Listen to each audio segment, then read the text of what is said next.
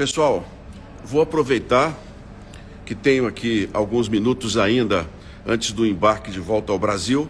Vocês têm me acompanhado. Estou em missão internacional, representando o Senado em Baku, no Azerbaijão. Fomos observadores das eleições presidenciais aqui, a convite do governo.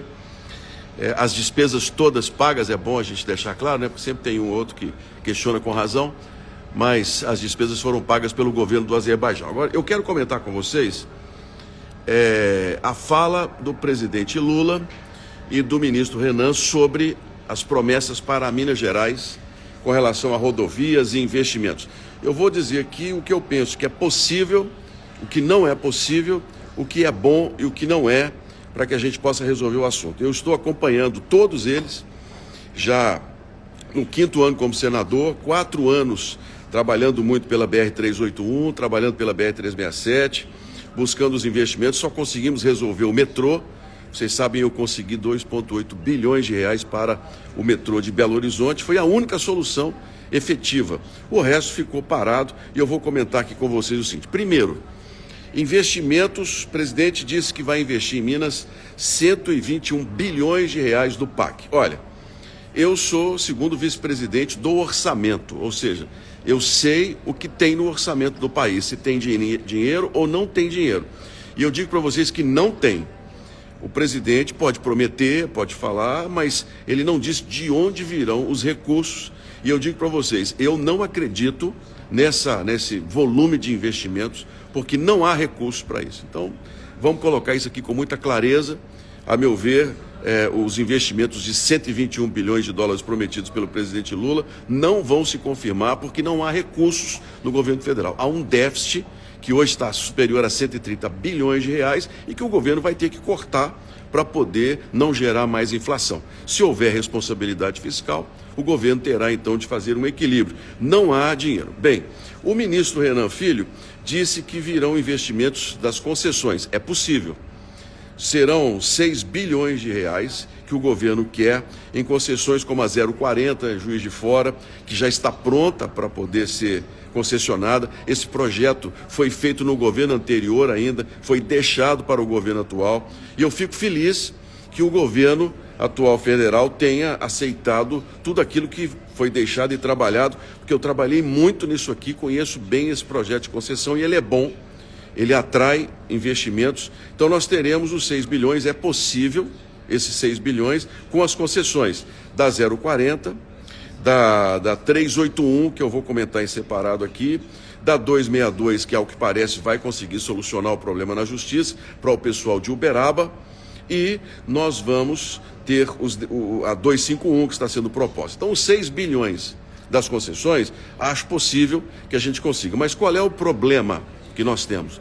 O problema é que nós teremos muitas rodovias, muitas ofertas, no momento em que o mercado não está bom. As empresas não estão capitalizadas e há uma desconfiança do investidor internacional muito grande no governo do PT. Não estou falando isso porque sou oposição, estou falando como realidade, porque se houvesse possibilidade disso aqui funcionar, eu ia dizer para vocês, olha, vai funcionar e não vai. Mas há uma desconfiança muito grande no governo do PT. O programa econômico ainda precisa ser bem esclarecido para que o dinheiro de fora venha participar dessas concessões. Então nós corremos um sério risco de algumas delas não terem interesse novamente, como é a BR-381. BR-381, o presidente disse que numa entrevista a Itatiaia, a minha colega, a querida Edilene Lopes, que eles vão tirar o trecho 8, ou seja, aquele da saída de Belo Horizonte até Caeté. Isso seria excelente. Se o governo tirar da concessão aquela parte, assumir a responsabilidade em acomodar ali as 12 mil famílias que estão ali naquela região, junto com o Estado, que já havia no governo anterior oferecido um terreno em Santa Luzia, isso vai facilitar muito a concessão da 381, porque o grande problema é exatamente a saída de Caeté, que é um risco muito grande, porque além das licenças ambientais, você tem o envolvimento do Ministério Público, das pessoas que serão retiradas, a legislação é muito dura. Então, se realmente o governo federal cumprir a promessa de tirar esse trecho da saída de Belo Horizonte para buscar uma outra solução, a 381 pode sim ter uma concessão mais facilitada, mas isso ainda é risco, que, como eu disse para vocês, as empresas estão descapitalizadas, outros pacotes mais interessantes já foram leiloados no Brasil, a 116 Valadares Rio, a Rio Santos, todas elas ali, São Paulo Santos também, lá na altura de Angra dos Reis, todas elas eram estradas que chamavam mais atenção, mas vamos torcer para dar certo. Eu não estou torcendo para dar errado, não. Torço para dar certo. Então, o governo vai tirar, se fizer isso, minha opinião, é uma ótima decisão tirarmos o lote 8 e criarmos uma solução na saída de Belo Horizonte diferente da concessão que está sendo proposta. E vamos torcer, porque há outras possibilidades, por exemplo, a 251, lá em Montes Claros, vai para a divisa com a Bahia, uma estrada muito perigosa, uma estrada em que se reclama muito de acidentes e mortes. Ela é uma estrada passível de concessão, é uma estrada que pode sim gerar recurso de interesse, porque ela é muito movimentada. Eu espero que a concessão saia com muita tranquilidade. BR-135, Manga Itacarambi, não acredito que saia por agora, o valor é muito alto, falam até em 300 milhões de reais, uma parte já está sendo feita, uma parte pequena, mas eu torço que ela possa ser resolvida, mas o valor é muito alto quando fala em contorno entre as cidades. BR-367, que é um compromisso meu com o Jequitinhonha. Eu defendi com o ministro Renan Filho que o Exército permanecesse por lá, porque já está lá fazendo 18, 20 quilômetros de terraplanagem para fazer o asfalto. O Exército ficasse com tudo. Seria muito mais fácil, mas o governo quer licitar, quer entregar para a iniciativa privada, porque segundo eles é muito mais barato. Muito bem. É uma decisão de governo, mas seria muito melhor que o Exército assumisse e continuasse. Tanto é melhor que, por exemplo, o próprio presidente da República diz que se não houver interessados na 381, eles vão entregar para o Exército fazer, o que é uma excelente notícia para todos nós. Tomara que realmente seja feito da maneira que nós consigamos resolver as questões. Então, a 367, ligando, que é o trecho que eu falo de Almenara a Salto da Divisa, que é para terraplanagem. 367 é uma estrada que nesse trecho ainda é de terra. Tem um pedaço da 367 entre Diamantina e Almenara, que é parte do governo de Minas e parte do governo federal. Estava com um trecho muito ruim e foi prometido o recapeamento para muito breve. A questão da BR-262 de Uberaba, que é um pedido muito grande, inclusive do meu colega, o companheiro Samuel Pereira, que é vereador lá, da prefeita Elisa, há um problema na justiça, a concessionária reclamou de que queria uma indenização, o governo agora está tentando resolver isso. E a 262 também, depois de João Molevade até o Espírito Santo, o governo fala em adequação, ou seja, apenas obras para que o trânsito possa fluir melhor. É muito mais fácil, eu acho, fazer uma promessa que se cumpra do que você fazer promessas de investimento como 121 bilhões, que eu não acredito, porque eu conheço do orçamento do país e não há essa disponibilidade de recursos para Belo Horizonte. Não se tocou muito na questão do anel rodoviário, porque o anel é uma responsabilidade hoje do governo de Minas fazer um novo traçado. Há dinheiro de Brumadinho para isso e o governo de Minas Gerais é quem vai assumir a responsabilidade de fazer um novo anel para Belo Horizonte. Outros investimentos que estão para ser anunciados na questão da habitação, é possível que eles saiam do papel para as camadas da população que tenham um pouco mais de recursos, que ganhem mais do que 2 ou 3 salários mínimos.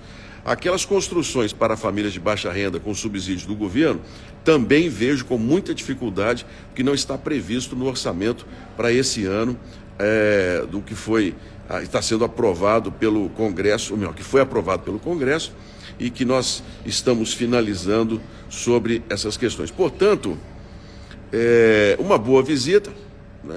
O presidente da República ir ao Estado é sempre uma coisa boa, independentemente do partido ou não, é uma questão de prestígio, e agora é cobrar que realmente saia do papel. A concessão da 381, vocês sabem bem, para nós é algo fundamental, é algo que a gente precisa ter o mais urgentemente possível. E o trecho de Caeté a Belo Horizonte sempre dificultou. Se tirar, nós vamos conseguir pelo menos resolver parte do problema. Senão o Exército assumindo, aí nós conseguiremos pelo menos resolver um pouco mais de questões.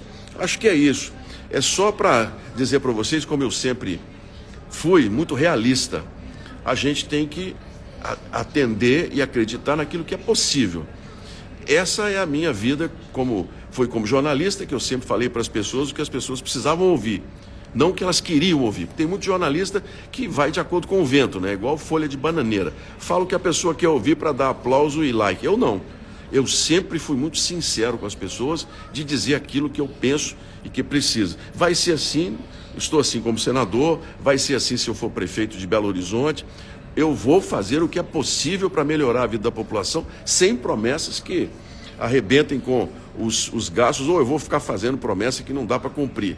A gente tem que dar para as pessoas uma iniciativa, vamos dizer assim, tem que dar planos passíveis de execução. E eu quero conversar com você de Belo Horizonte sobre a questão das inundações. Vocês veem que todos os anos as avenidas inundam, Prudente de Moraes, Venda Nova, Cristiano Machado, prejuízo atrás de prejuízo. Pois bem, e todas as vezes que isso acontece, a prefeitura anuncia uma obra milionária, agora bilionária, né? Mais de 1 bilhão, 900 milhões para isso, para aquilo outro. Nós precisamos enfrentar o problema das inundações, gente, definitivamente. Como? Nós precisamos sentar com os técnicos da prefeitura, com os técnicos da Universidade Federal de Minas Gerais, com quem entende do assunto água, e dizer o seguinte: o que é que nós vamos fazer? Nós vamos fazer um canal ou nós vamos abrir, vamos logo deixar a água voltar, o córrego correr novamente como era antes, e vamos buscar uma saída para o trânsito com outras obras de engenharia?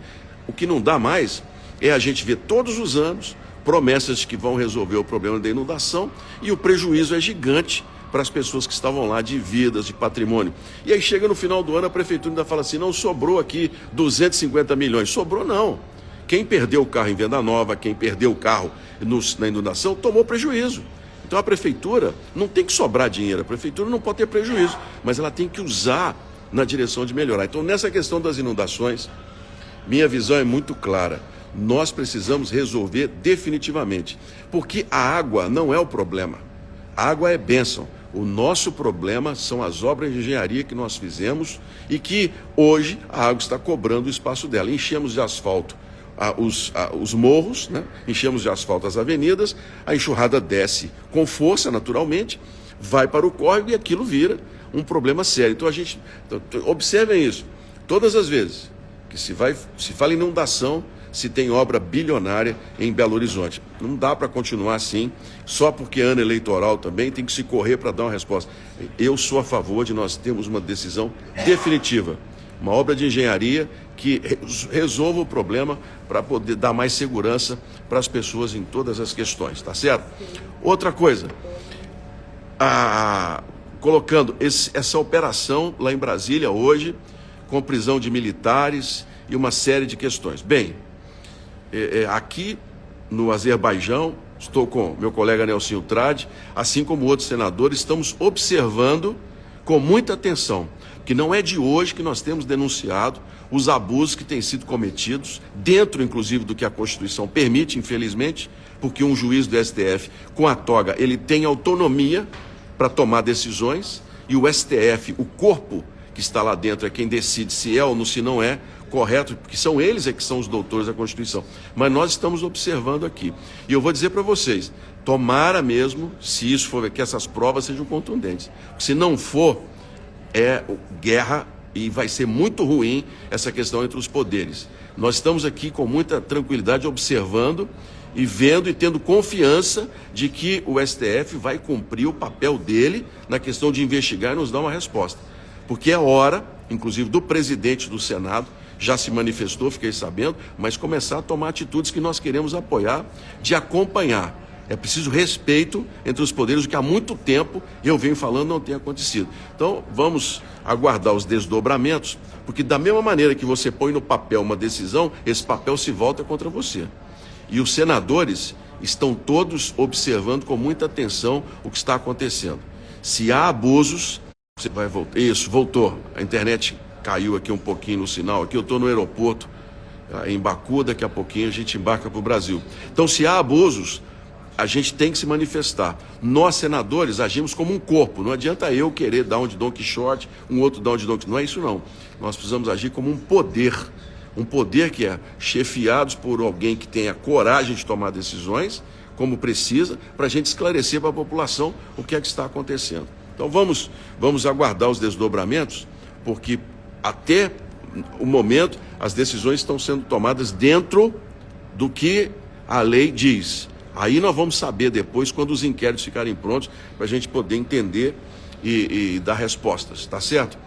Eu quero estar mais vezes com vocês aqui esse ano, manifestando sobre esses temas e sobre essas questões. Portanto, para fazer um resumo, entendo que a visita de Lula a Minas foi positiva, como presidente da República que é e tem que ser respeitado, mas não acredito nas promessas que ele fez de 121 bilhões de investimento, porque não há recurso disponível. Eu sou do orçamento, sei do que eu estou falando, aprendi nesses 4 anos a lidar com contas públicas. A questão das concessões, boa notícia para nós, a retirada do trecho Caeté-Belo Horizonte para se buscar uma outra solução para as famílias, também muito boa decisão, aplaudo de toda maneira, e a concessão de outras rodovias. Nossa Minas Gerais está atrasada pelo menos 30 anos na questão de rodovias e duplicação em relação a outros estados que nos avançaram muito mais do que nós, ok?